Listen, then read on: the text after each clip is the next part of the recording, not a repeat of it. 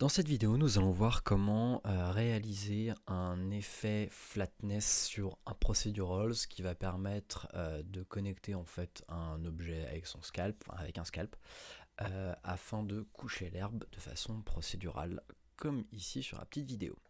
Alors, dans ma scène en fait de base, j'ai réglé 2-3 trucs. En fait, ce que j'ai fait surtout, c'est que j'ai caché des objets dans la scène qui m'intéressaient pas.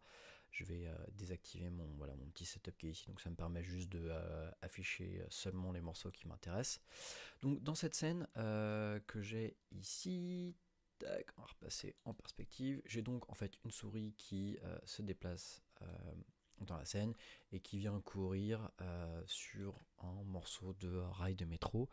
J'ai piqué ce petit asset à mes anciens élèves de Lizard Digital Mice et je les en remercie de m'avoir filé un peu de data pour jouer avec. Donc j'ai donc cette petite souris qui court ici et qui vient marcher sur ce rail, et j'ai fait en fait pousser de l'herbe sur ce rail. Si on active ici, alors je fais exprès, là on a la frame 145, hop là, voilà à quoi ça ressemble. On va avoir la souris, et si vous regardez bien, tac, la souris elle est dans l'herbe, elle est en fait incrustée dans l'herbe.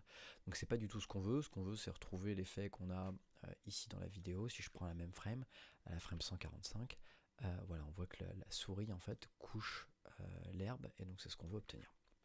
Alors comment on va faire? Première étape, on va venir ici, on va prendre le procédural, et puis il était déjà ouvert au bon réglage, donc je vais revenir en arrière, on prend sur le procédural, on vient ici sur le flatness, et je vais venir ici coucher l'herbe. Donc le paramètre de flatness, qu'est-ce qu'il va faire? Il va venir en fait demander au procédural de coucher l'herbe à son maximum, comme si on avait marché dessus. C'est l'idée en fait de cet effet de flatness, c'est fait spécialement pour donner un effet comme si on avait marché dessus. Sauf que je vais avoir envie de le driver avec des informations plus compliquées. Comment je vais faire? Je vais venir ici et je vais créer un material override, en technique assez habituelle. Et ce material override va venir piloter l'input de flatness. Donc je vais venir copier-coller le texte, venir ici créer un float. Et si j'ai bien fait mon travail, à 0, ici le flatness est désactivé, à 1, le flatness est au taquet. Donc on a bien retrouvé ce qu'on voyait il y a quelques instants. Et si je viens ici à 0,5, on va avoir quelque chose d'intermédiaire en termes de flatness, à mi-chemin de coucher. Bon, très bien, ça fonctionne. Donc ce qui va être intéressant maintenant, c'est le petit rig ici qui va me permettre de piloter ça. Alors je vais venir ici sélectionner le flatness, je vais venir le drag and drop dans le render graph, et je vais créer un nœud de min distance. Ce nœud de min distance, je vais venir exposer le paramètre min distance afin d'y avoir accès. Donc clac, je clique dessus, il devient tout jaune, donc je vais pouvoir y avoir accès sans avoir besoin de rentrer dans le subshader. Je vais ici cliquer sur normaliser, et puis je vais maintenant lui dire que je veux le linker avec un set. Qu'est-ce que c'est que ce set? En fait, c'est ce qui va connecter les objets qui devra agir avec le scalp, avec ce min distance sur le scalp. Donc ici, je vais l'appeler foot, comme dans l'exemple. Et puis, comme le min distance renvoie en fait la valeur de la distance à partir d'un certain seuil, ce qui va m'intéresser, c'est plutôt l'inverse. Ce que je veux, c'est que ce soit blanc autour du personnage et noir à l'extérieur. Donc je vais mettre un invert. Donc voilà ce que j'ai.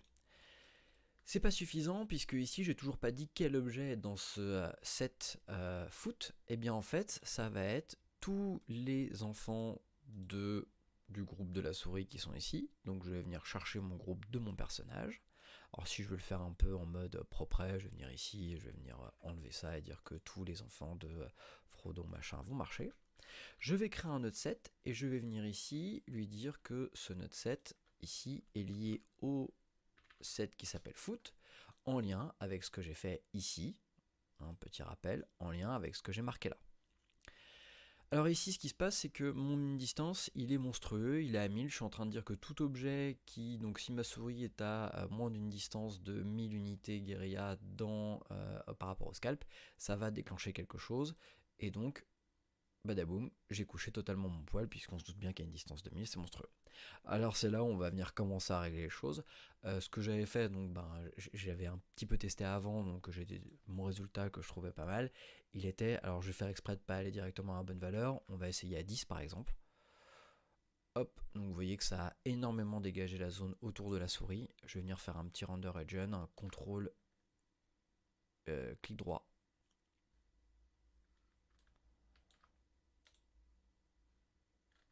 voit qu'elle dégage l'herbe qui est autour, qui est ici. Bon, et bien voilà, j'ai réussi à obtenir mon effet. Je crois que c'était ça comme valeur, il faut que je regarde, mais ça devait être 4 ou 5. Et donc, avec cet effet-là, on va avoir le résultat qui est ici de coucher l'arbre en fonction du déplacement d'un personnage.